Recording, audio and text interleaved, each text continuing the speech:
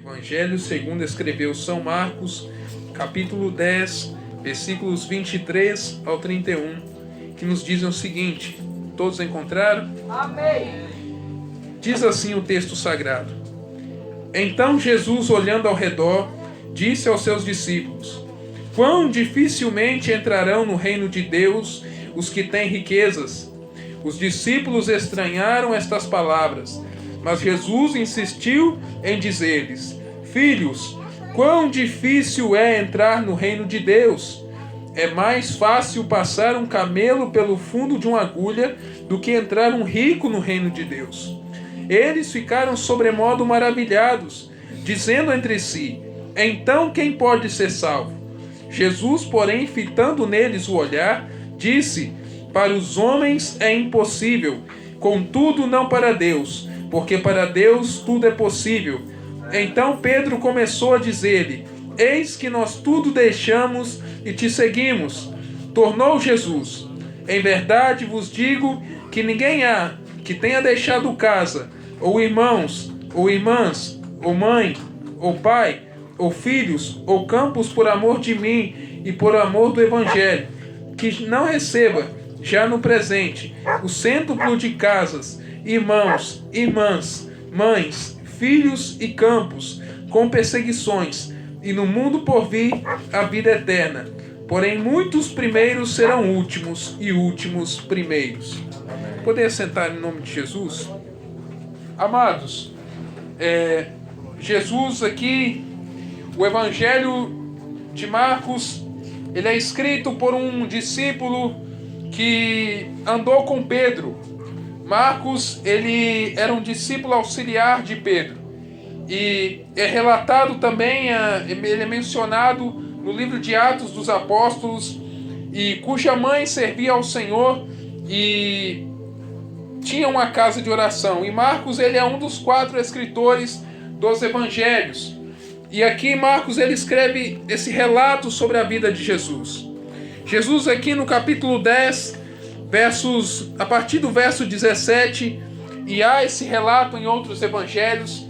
Um jovem chega até Jesus e faz uma pergunta que nós hoje também faríamos: Senhor, o que eu farei para herdar a vida eterna? O que farei? Muitos de nós nos perguntamos isso. O que eu posso fazer, Deus, para herdar a vida eterna? Qual o caminho a seguir? O que eu posso fazer de correto? Onde eu posso evitar? Que coisas eu posso evitar para alcançar a vida eterna? O que eu posso fazer de bom?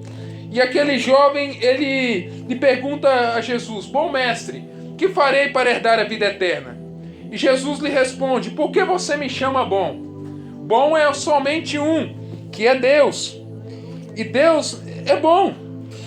Sabes os mandamentos: não matarás, não adulterarás, não furtarás, não dirás falso testemunho, honra teu pai e tua mãe. Jesus começa a listar os 10 mandamentos para ele. Jesus começa a descrever ali a lista de mandamentos. E aquele jovem, ele começa a dizer: eu obedeço, eu guardo os mandamentos, eu sigo os mandamentos, como nós hoje diríamos, seguimos a palavra, eu sigo tudo direitinho, eu não faço nada errado, eu obedeço a palavra, eu ando em obediência. Então Jesus responde àquele rapaz: só te falta uma coisa. Vem e vende tudo o que tu tens e dá aos pobres e me segue. E nessa passagem eu aprendo algo interessante. O que nós precisamos abrir mão hoje para seguir a Jesus?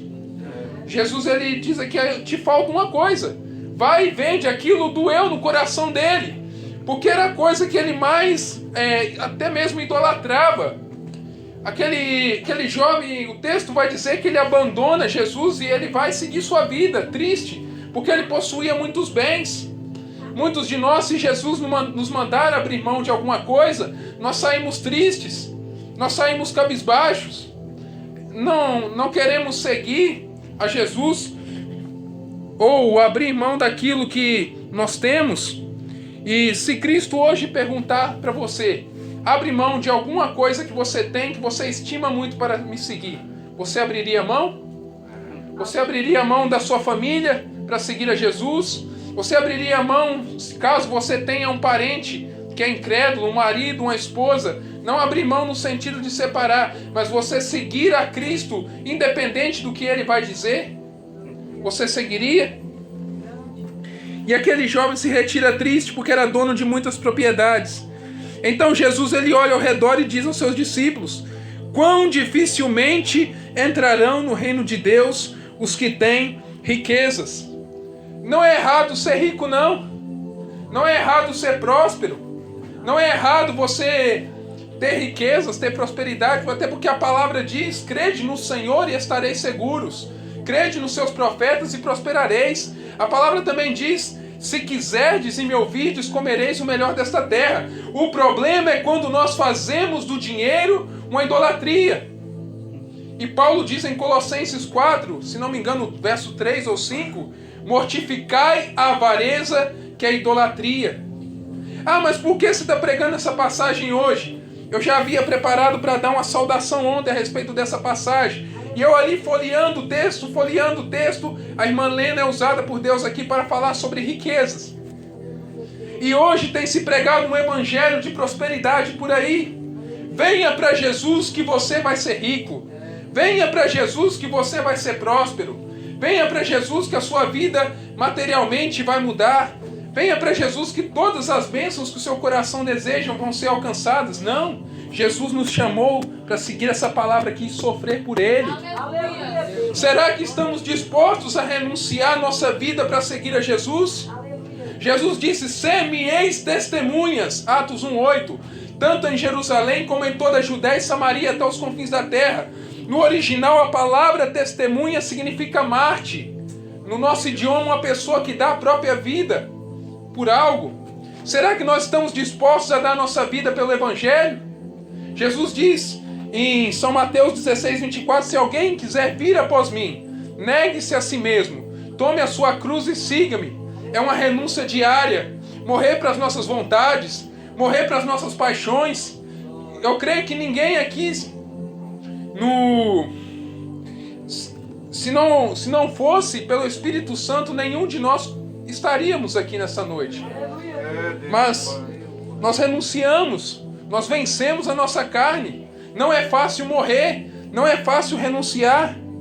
E Jesus nos chama a um evangelho de renúncia, um evangelho de sacrifício, um evangelho de cruz. Aqui na terra nada vai ser fácil, mas a palavra diz assim: tenho-vos dito essas coisas para que em mim tenhas paz. No mundo vocês podem até ter aflições, mas tende bom ânimo, eu venci o mundo. E nós vamos vencer também.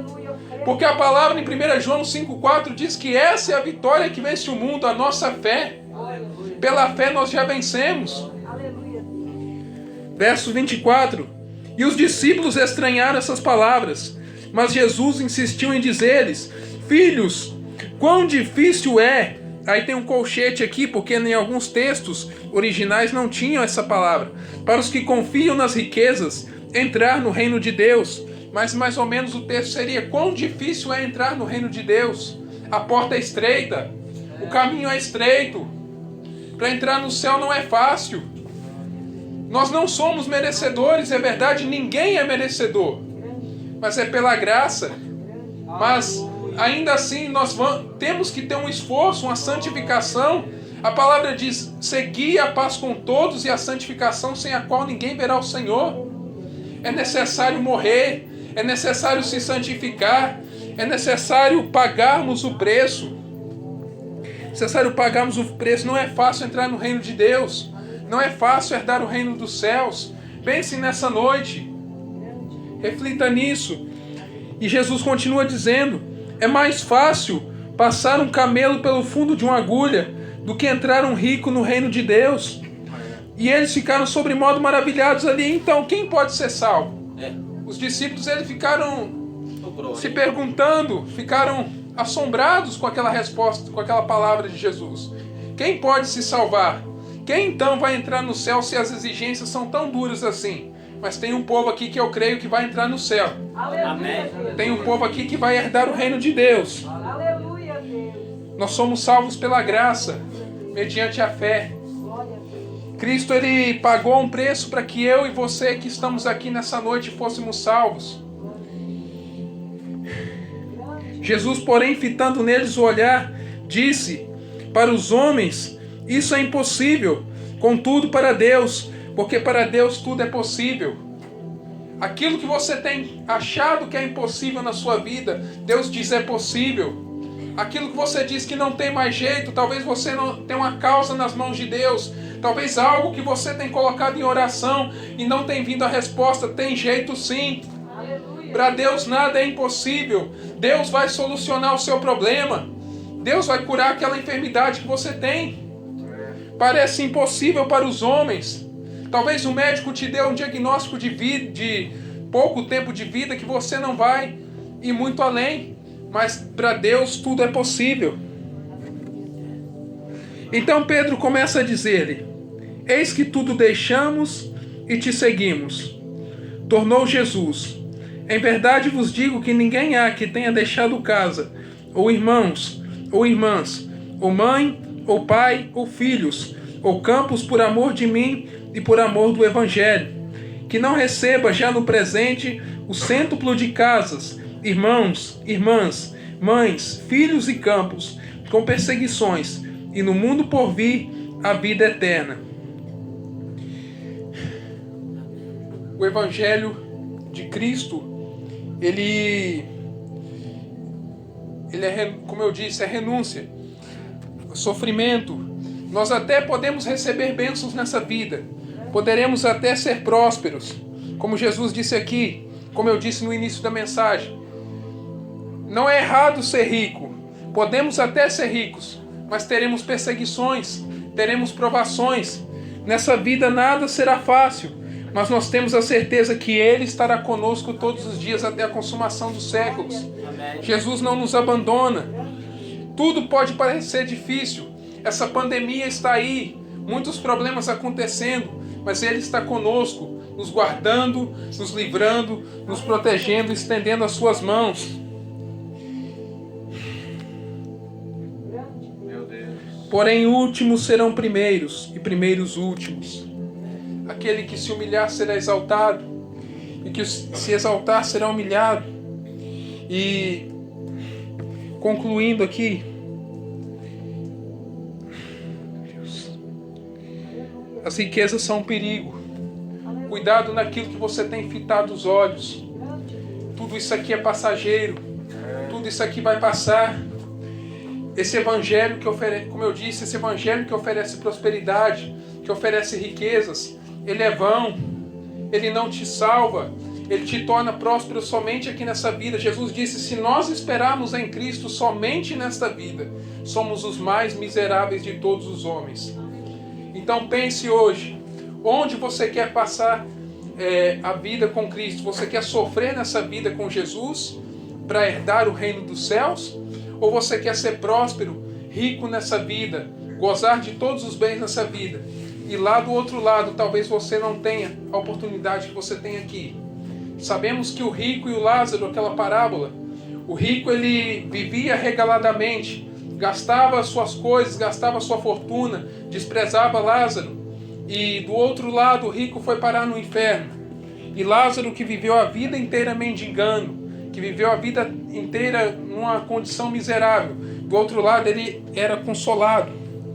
Então reflita, o evangelho de hoje de prosperidade, ele não leva para o céu, ele não salva, ele condena.